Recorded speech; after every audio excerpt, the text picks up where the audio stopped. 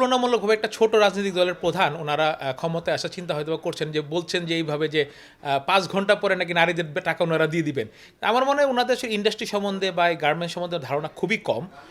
কারণ যদি কারো ধারণা থাকে তাহলে আসলে নারীদেরকে 5 ঘন্টা চাকরি বলা মানে নারীদেরকে আসলে চাকরিতে আমি নিব না সেটা বলে দেওয়া।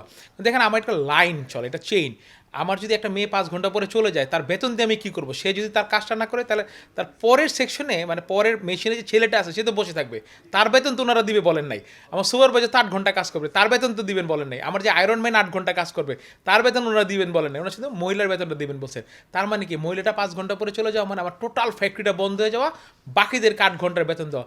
তার মানে ইনডাইরেক্টলি বলো তুমি মেয়েদেরকে চাকরিতে নিও না। $2 ট্রিলিয়ন যেতে পারলে তো ভালো। আমি জানি না উনি আসলে, এটা তো মুখে বলা যায় 2 ট্রিলিয়ন 3 ট্রিলিয়ন, 1000 কোটি 1000 লক্ষ কোটি, এগুলো মুখে বলা যায়।